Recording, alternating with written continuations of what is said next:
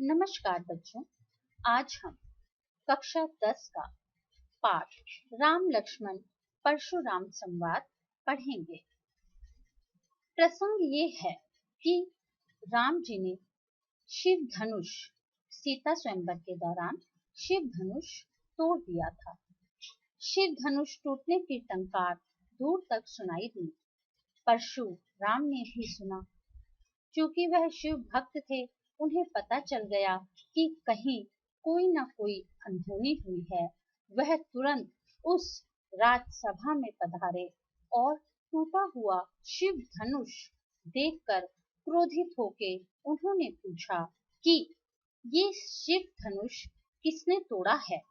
किसकी इतनी हिम्मत है जिसने मेरे आराध्य देव का शिव धनुष तोड़ दिया है?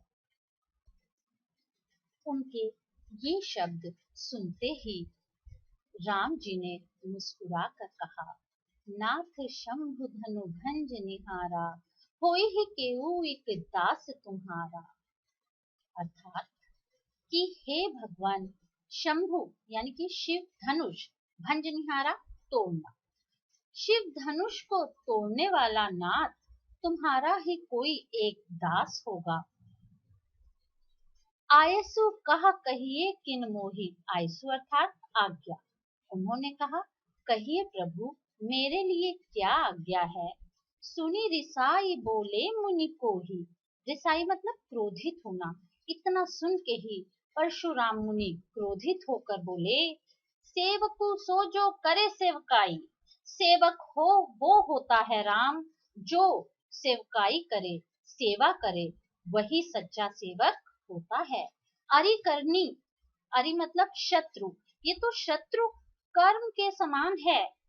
करिए लड़ाई, और इस शत्रु कर्म पर तो लड़ाई करनी चाहिए। ये सेवक का धर्म नहीं है, ये तो किसी शत्रु का काम है। सुनहु राम जेहि शिव धनु तोड़ा।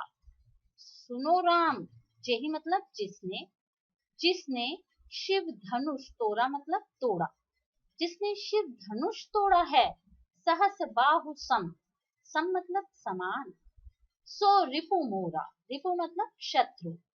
परशुराम जी अत्यंत क्रोधित होते हुए राम जी से कहते हैं, हे राम सुनो, जिसने ये शिव धनुष तोड़ा है वह सहस्त्र बाहु के समान मेरा शत्रु है। सहस्त्र बाहु का परशुराम जी ने वध किया था, इसीलिए उन्होंने अपने शत्रु की तुलना सहस्त्र बाहु से की है। उपमा अलंकार है सम, यानी कि समान। सो बिलगाऊ बिहाई समाजा, बिलगाऊ मतलब अलग होना। परशुराम जी चेतावनी देते हुए कहते हैं, जिसने ये शिव धनुष तोड़ा है वो सहस्त्र बाहु के समान मेरा शत्रु है।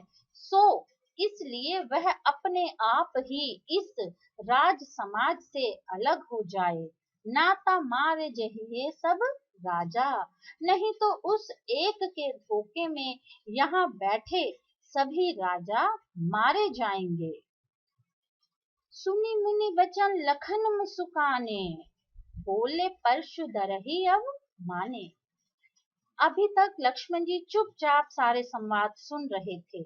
अब उन्होंने जब मुनि के वचन समाप्त हो गए, उसके बाद लक्ष्मण, लखन अर्थात लक्ष्मण जी ने मुस्कुराते हुए बोले, परसु धरही यानी कि परसे को धारण करने वाले अर्थात परशुराम जी का अपमान करते हुए उन्होंने बोला। अवमाने मतलब अवमानना करना किसी को, किसी की। बहु धन हुई तोरी लड़काई, बहु मतलब बहुत सारे, धन हुई मतलब धनुष, तोरी मतलब तोड़ना, लड़काई मतलब बचपना। राम, परशुराम जी के क्रोध को देखते हुए लक्ष्मण जी ने हंसते हुए कहा कि हे परशुराम जी, हमने बचपन में ऐसी बहुत सी धनुइया तोड़ी है, कबहू ना असी रिस कीन ही गुसाई। असी मतलब ऐसा, कबहू मतलब कभी भी, परंतु गुसाई मतलब साधु। परंतु हे प्रभु, आपने कभी ऐसा क्रोध नहीं किया। यही धनु पर ममता के ही हेतु इसी धनुष पर आपकी विशेष ममता क्यों है? सुनी रिसाई ग्रह भृगकुल केतु। अब लक्ष्मण जी के ये वचन सुन के भृगकुल केतु, केतु मतलब पताका, और जो परशुराम जी थे वो भृगुकुल के मतलब वंशज थे, उन्हीं वंश के थे, इसीलिए उन्होंने यहाँ पर तुलसीदास जी ने भृगुकुल केतु कहा है, यानी कि भृगुकुल की पताका अर्थात परशुराम जी। लक्ष्मण जी के ये वचन सुन के सुनी रिसाई, रिसाई मतलब क्रोधित, लक्ष्मण जी के ये वचन सुन के परशुराम जी अत्यंत क्रोधित हो गए। फिर उन्होंने कहा, रे नृप बालक काल बस बोलत तो ही न संभार, धन हुई सम त्रिपुरारी धनु विदित सकल संसार। परशुराम जी ने कहा, नृप मतलब राजा, यानी कि हे राजा के बालक, काल बस, तुम बिल्कुल काल के वश में हो, इसीलिए तुम संभल के बोल नहीं पा रहे हो, तुम अपनी वाणी को संभाल नहीं पा रहे हो। धनुहि सम, तुम उन तुच्छ धनुषों की तुलना शंकर त्रिपुरारी, धनु मतलब शंकर, त्रिपुरारी शंकर जी को कहा गया है, धनु मतलब धनुष, यानी कि तुम उन छोटे छोटे धनुषों की तुलना शिव धनुष से कर रहे हो, जिसके विषय में विदित मतलब जानकारी, सकल मतलब सारा, संसार मतलब संसार, जिसके विषय में संपूर्ण संसार जानता है कि वह कितना महत्वपूर्ण धनुष है। तुम साधारण धनुषों से शिव धनुष की तुलना कर रहे हो, अर्थात तुम बिल्कुल काल के वश में हो, तुम्हें अपनी मृत्यु से बिल्कुल भी भय नहीं लगता। देखो बच्चों, यहाँ पर जो एक प्रसंग आया है जिसमें लक्ष्मण जी ने कहा है कि हमने बचपन में ऐसी बहुत से धनुष तोड़े हैं, तब तो आप कभी क्रोधित नहीं हुए, इसके पीछे एक प्रसंग है। सबको पता है कि परशुराम जी क्षत्रिय कुल के नाशक थे, वो क्षत्रियों का वध करके उनके हथियार छीन के एक जगह, उनके अस्त्र शस्त्र एक जगह एकत्रित करते थे। एक बार देवताओं को चिंता हुई कि अगर ये एकत्रित अस्त्र शस्त्र किसी गलत हाथों में पड़ जाएंगे तो पृथ्वी का विनाश हो जाएगा। इस विपदा से बचाने के लिए शेषनाग जी ने पुत्र का रूप धारण किया और पृथ्वी माँ बनकर परशुराम जी के यहाँ गए और उन्होंने उनसे आश्रय मांगा। परशुराम जी ने उन्हें आश्रय दे दिया।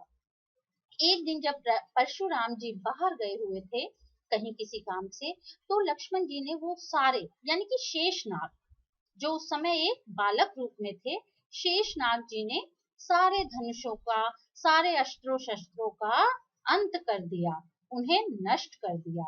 परशुराम जी जब आए तो उन्हें बहुत आश्चर्य हुआ, परंतु उन्होंने कुछ कहा नहीं।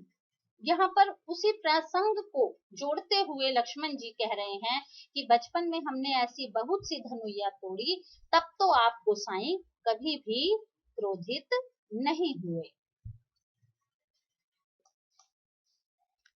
लखन कहा हसी हमरे जाना, सुनहु देव सब धनुष समाना, का क्षति लाभ जून धनु तोरे, देखा राम नयन के भोरे।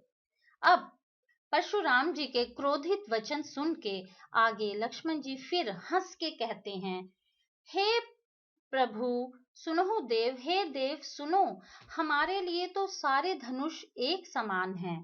का क्षति, क्षति यानी कि नुकसान, क्षति लाभ मतलब लाभ, और इस धनुष के टूट जाने से भला किसी का क्या लाभ और क्या हानि। यहाँ लक्ष्मण जी राम जी का बचाव करते हुए कहते हैं कि इसे तो श्री राम ने नया समझ के छुआ था, पर ये तो इतना जर्जर और पुराना है कि उनके छूते मात्र से ही टूट गया। छुअत टूट रघुपति न दोसु, मुनि बिनु काज करिए कत रोसु। रोसु मतलब क्रोधित होना। यहाँ पर लक्ष्मण जी कहते हैं कि हे ईश्वर, हे प्रभु, इस धनुष के टूटने से क्या लाभ और किसी को क्या हानि।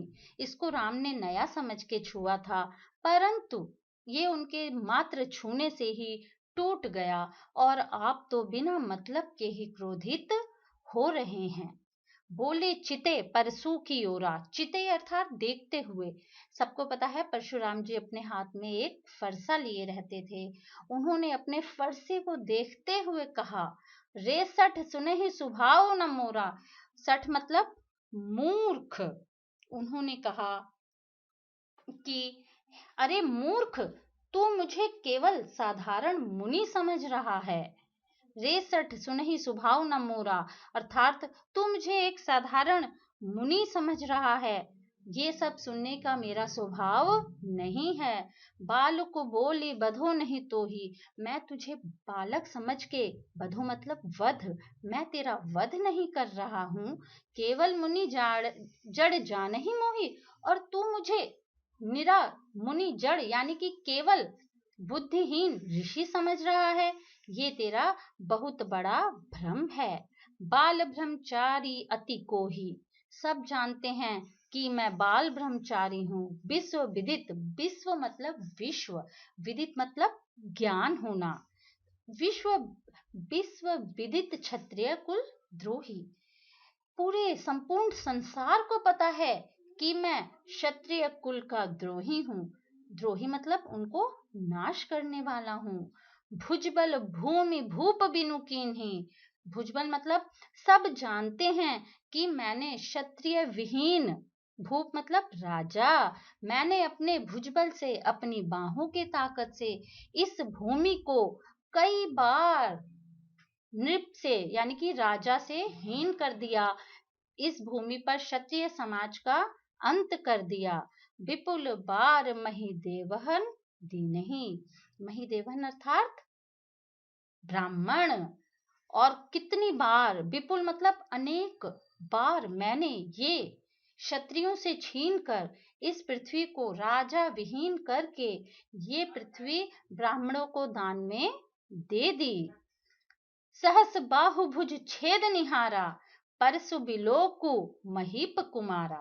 महीप मतलब राजा और कुमारा मतलब बेटा, यानी कि राजा का बेटा राजकुमार।